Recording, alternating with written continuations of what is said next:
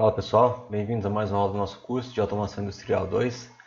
Dando continuidade ao assunto que nós vimos na semana passada, né, que tinha a ver aí com a conversão do Graph7 para o ladder, né? Essa semana eu vou estar mostrando para vocês como é que a gente faz a conversão de um Graph7 com seleção de sequência e um Graph7 com paralelismo. Vai ser uma aula um pouquinho mais rápida do que a anterior, tá? Até então porque já foi mostrado o princípio da conversão das transições das etapas e das ações. Então é mais, né, para ampliar o que foi mostrado para vocês no sentido aí de contemplar a seleção de sequência e também o paralelismo, tá? No caso aqui nós vamos estar pegando um exercício, tá? Então nós temos aí um carro de transporte e ele tem duas destinações possíveis, a posição B e a posição C. Então digamos que hipoteticamente um operador que está localizado aí na posição B, ele aperta o botão P1. Então o que vai acontecer? O carro ele vai sair da posição A, ele vai até a posição B para levar algum material, depois ele retorna para a posição A. Tá? Se eu tiver um operador localizado na posição C e ele apertar a botoeira P2, o carro vai sair da posição A, vai até a posição C e depois retorna para a posição A. Beleza? O acionamento do carro, né, para a direita e para a esquerda aí é feito através dos motores M1 e M2. E eu tenho um atuador, né, que controla aí o destino do carro. Tá? Se o atuador for igual a zero, V1 igual a zero, implica que o carro vai para C. Se ele for igual a 1, implica que o carro vai para B. Ok? Então vamos lá, vamos ao Graph7 referente a este problema. Vai ficar dessa forma aqui, tá? Então digamos, ó, nós estamos no estado inicial. Ok? No estado inicial nós temos que o carro ele está na posição A, aguardando que algum dos operadores aperte ou o botão P1 ou o botão P2. Certo? Então as transições, né, de início aqui da seleção de sequência serão a ordem P1 e o carro em A. Ordem P2 e o carro em A. Beleza?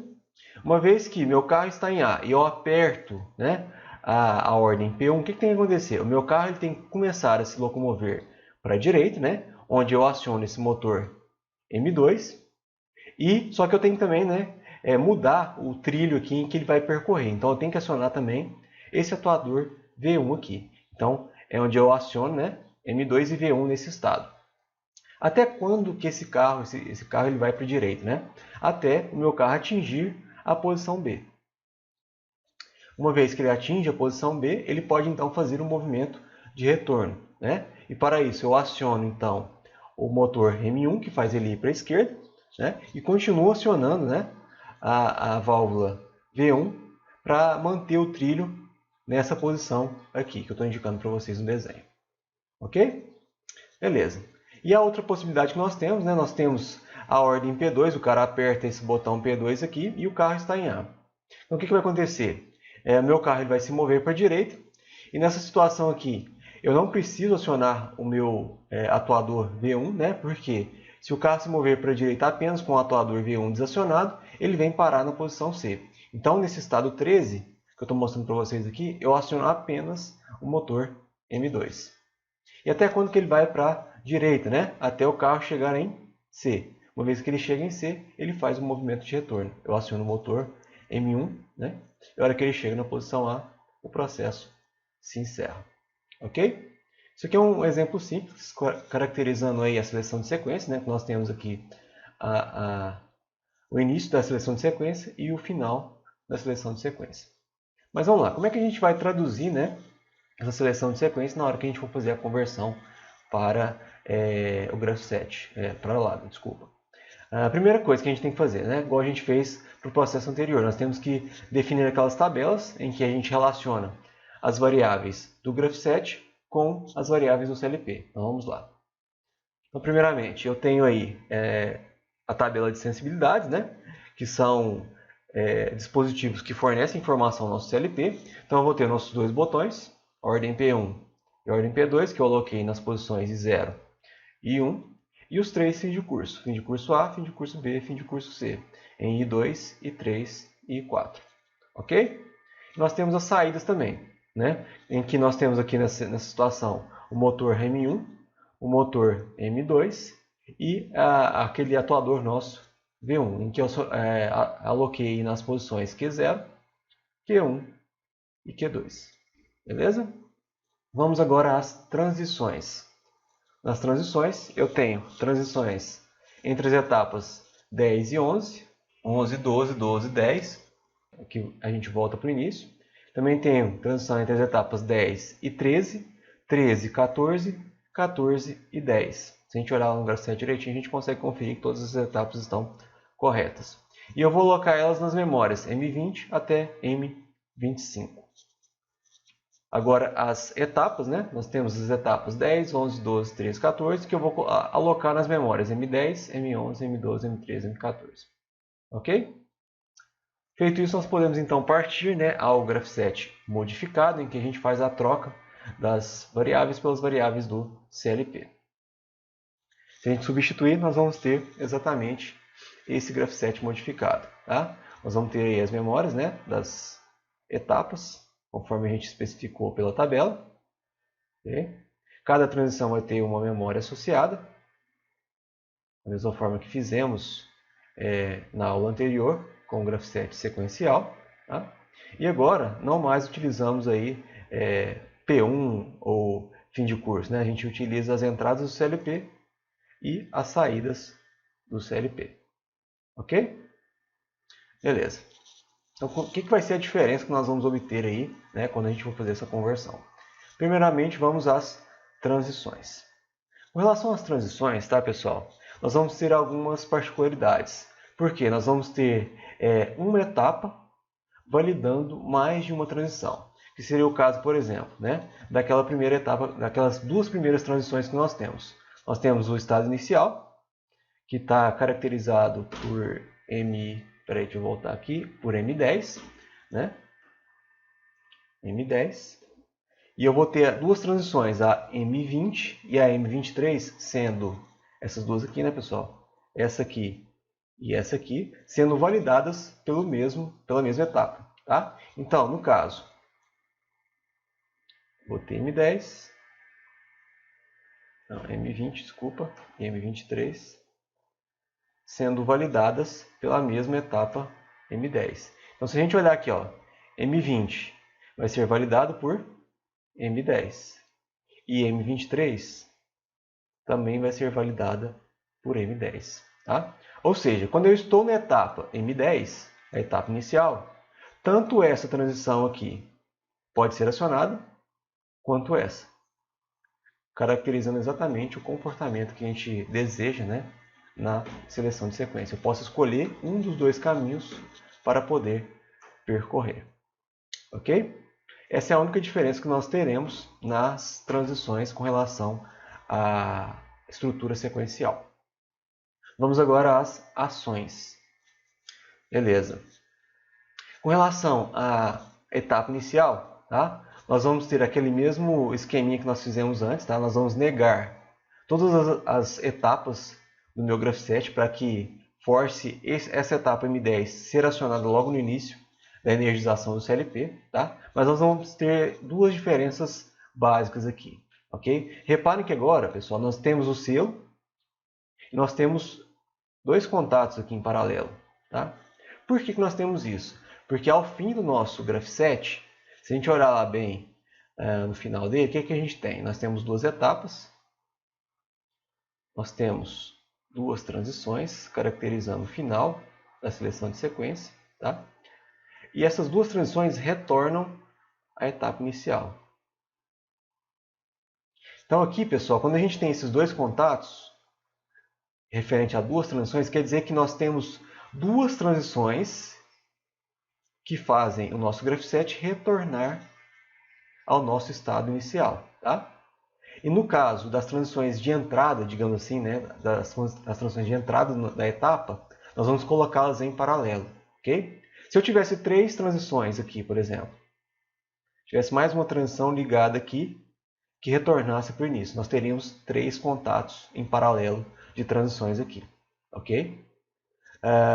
E no caso aqui da frente, pessoal, reparem agora, ó, nós temos as etapas negadas e nós temos duas transições à frente dessas etapas negadas. Por que isso acontece? Né? Porque quando a gente sai da etapa inicial, nesse graph7 aqui em específico, nós temos duas transições, tá? Essa aqui e essa aqui, que podem fazer o desacionamento da minha etapa inicial. Ok? Antes, na estrutura sequencial, a gente tinha uma etapa seguida por uma transição. Uma etapa seguida por uma transição. Aqui a gente pode ter uma etapa seguida por duas transições. Então, tanto essa transição da esquerda quanto essa transição da direita podem fazer o meu grafset evoluir dessa etapa para as seguintes. Ok? Novamente, se eu tivesse mais etapas aqui, mais transições, desculpa, que fizessem eu sair dessa etapa inicial, eu teria mais transições aqui, né, indicadas normalmente fechado. Ok? No caso, as transições que fazem a gente sair da etapa serão colocadas em série no nosso grafset. Então vamos lá, novamente. Transições de entrada a gente coloca em paralelo. Transições de saída a gente vai colocar em série. Ok? Beleza. No caso aqui da minha etapa M11, tá? Que é a etapa referente à parte esquerda do meu grafset, eu terei apenas uma transição que faz entrar e uma transição que faz eu sair dessa etapa. Tá? Então, vai ser semelhante ao que a gente fez para a estrutura sequencial. Eu tenho essa transição aqui que faz eu entrar na etapa e essa transição aqui que faz eu sair da minha etapa. Então, vai ficar exatamente igual. Tá? E a mesma coisa para as outras etapas, M12, M13 e M14. Que a única diferença que nós vamos ter em termos aqui de etapas, né, com relação ao grafite sequencial, vai ser a etapa inicial. Nós temos duas transições que fazem você chegar nela e duas transições que fazem você sair dela. Ok? No caso, pessoal, agora das ações, tá? Não vai haver nenhuma diferença. Ok? No caso aqui, eu terei Q0 acionado em duas etapas, M12 e M14. Q1 eu estou acionando ela também em duas etapas, M11 e M13. E Q2 também em duas etapas, M11 e M12. Beleza? Então vai ser exatamente igual ao que nós vimos anteriormente. E agora, dando prosseguimento à nossa aula, eu quero mostrar para vocês um exemplo de paralelismo. Vamos lá. Nós temos um exemplo que é parecido com o que eu mostrei para vocês antes. Tá? Nós vamos ter um carro, na verdade agora dois carros que se movem entre duas posições. Tá? Então eu vou ter o carro 1 e o carro 2. O carro 1 se move da posição A até a B e o carro 2 se move da posição C até a posição D. Beleza? Lembrando que esses percursos eles podem ser de tamanhos diferentes, ou seja, os carros podem ir e voltar em tempos diferentes. Okay? Para iniciar esse movimento, nós temos uma ordem de marcha M, tá? Que é dada pelo operador. Nós temos os motores M1 e M2, que fazem o carro 1 ir para a direita e para a esquerda, e os motores M3 e M4, que faz o carro 2 ir para a direita e para a esquerda. Beleza? Nós vamos reiniciar o processo apenas quando os dois carros retornarem à posição inicial. Então, nós temos mais ou menos isso aqui. Ó. O desenho é esse, tá? Tem o carro 1, ele está dentro do percurso A e B, e o carro 2 está dentro do percurso C e D. Beleza? Nosso grafite vai ficar dessa forma. Eu tenho a minha etapa inicial. Tá? Nessa etapa inicial, qual é a condição para iniciar o processo? Né?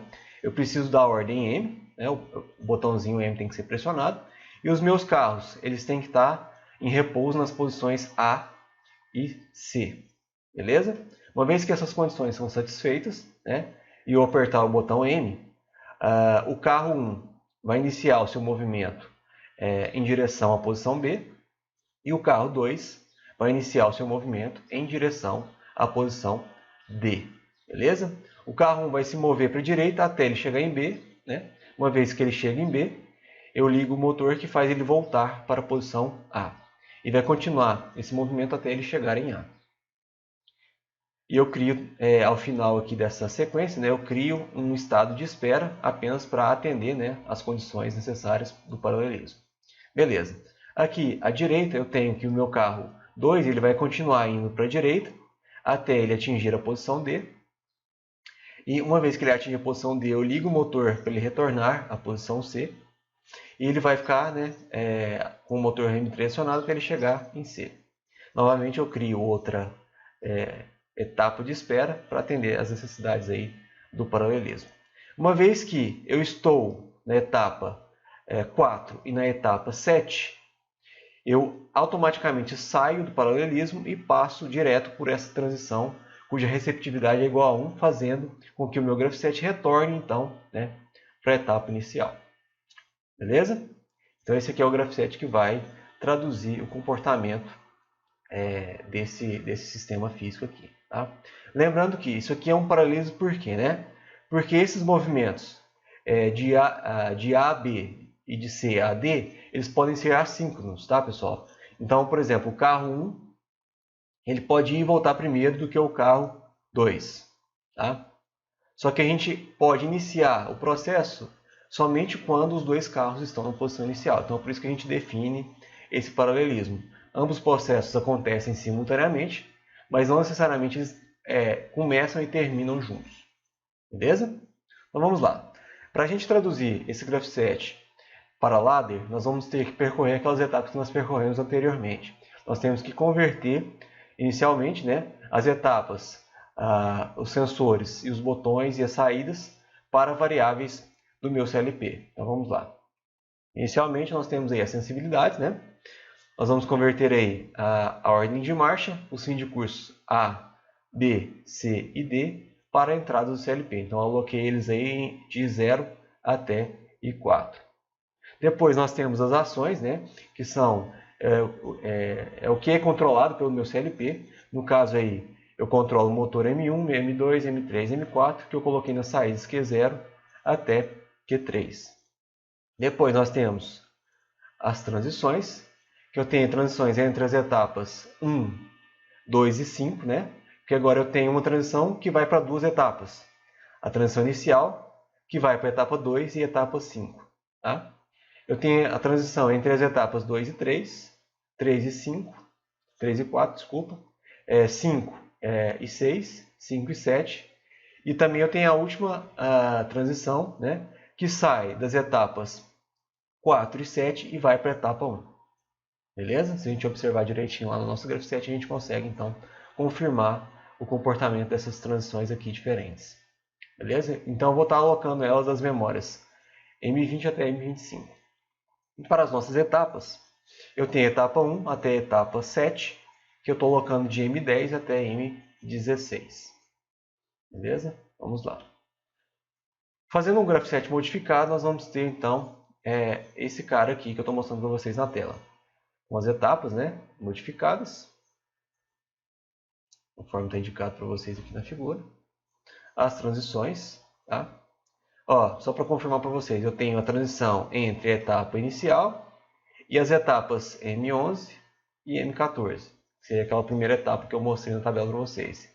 E ao final eu tenho a transição que sai das etapas M13 e M16, né? Seria esse cara aqui, e volta para a etapa inicial.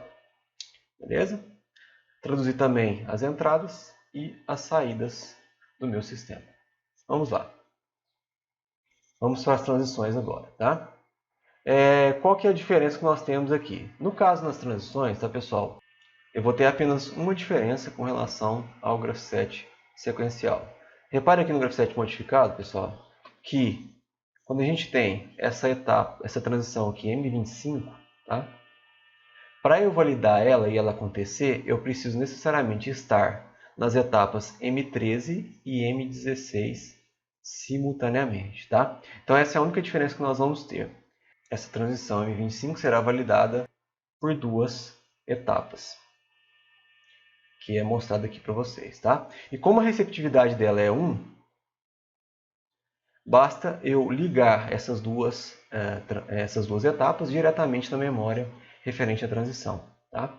O restante das outras transições, M20, M21, 22, 23, 24, todas elas são validadas por apenas uma transição. Então aqui, ó, M20 eu tenho etapa M10, M21 etapa M11, M12, M14 e M15, tá? A única alteração então mesmo vai ser na transição M25. Com relação às etapas, vamos lá. Se a gente observar bem o graph7 modificado, nós vamos ver que todas as etapas elas têm uma transição que chega e uma transição que sai. Então, por exemplo, M10. A transição que eu chego em M10 é M25. Aqui eu saio de M10 é M20. Se eu analisar M11, a transição que faz eu entrar em M11 é M20. E a que faz eu sair é M21. M12 é M21 e M22. E assim sucessivamente, tá? Aqui nessas transições, nessas etapas de baixo, M13, eu tenho que quem faz eu entrar é M22, quem faz eu sair é M25. Beleza? Então, em termos de estrutura, tá, pessoal? O lado é referente ao Graph7 do paralelismo, ele não vai mudar em nada, tá? A única coisa que vai ter de diferente é que nós vamos ter, no caso, a mesma transição. Tá? No caso aqui, por exemplo, se eu tenho a etapa M11 e M14, a mesma transição M20 faz eu entrar nesses dois estados, essas duas etapas, ok? Da mesma forma que a transição M25 faz eu sair tanto do estado M13 quanto M16, tá? Eu vou mostrar para vocês lá na tradução que vocês vão enxergar isso, beleza? Então, por exemplo, para mim entrar em M11 e também em M14, qual que é a transição que faz eu entrar? M20. Está indicado aqui nas duas. Ok? E para eu sair de M13 e também M16, quem faz eu sair é M25. Tá vendo? Então, digamos que nós estamos aí na etapa inicial. Eu estou em M10. Beleza? E, por acaso, M20 é ativado, né? Que é aquela transição que faz eu entrar no paralelismo. O que vai acontecer? Quando a M20 for ativado, eu vou sair da etapa inicial, né? Porque eu estou desligando aqui através de M20, e vou entrar simultaneamente em M11, porque eu vou estar acionando esse contatinho aqui, e também em M14. E é isso que caracteriza o início do paralelismo. Eu estar em dois estados, duas etapas simultaneamente. Beleza? E quando a gente sai do paralelismo, tá? Que eu validei lá a transição M25 e ela acontece, eu desligo M13 e M16 também simultaneamente. Ou seja, eu terminei o processo em paralelo, eu terminei o paralelismo. Beleza? Então a gente consegue traduzir aquele comportamento de processos acontecendo em paralelo através, né, dessas transições aqui que eu estou indicando para vocês no ladder. Beleza? Essa é a forma de traduzir o paralelismo. E por último, né, pessoal, as ações também não vai alterar em nada, ok? No caso aqui, em M11 e M12, eu vou ter as ações referentes ao carro 1, né, Q0 e Q1. Em M14 e M15, eu vou ter as ações referentes ao carro 2, que é o Q2 e o Q3. No caso, Q0 faz o carro 1 ir para a direita, Q2 faz o carro 2 ir para a direita, e o Q1 faz o carro 1 ir para a esquerda, e o Q3 faz o carro 2 ir para a esquerda. Tá, pessoal? E para a gente encerrar a sala de hoje, eu gostaria que vocês fizessem os exercícios, tá? Que serão a tradução dos graph-sets que vocês fizeram nas aulas anteriores para a linguagem ladder. Então, eu quero que vocês traduzam o graph-set de seleção, os graph-sets que vocês fizeram de seleção de sequência para a linguagem ladder e também o graph-set com paralelismo para a linguagem ladder. Mais uma vez, obrigado pela atenção e até a nossa próxima aula.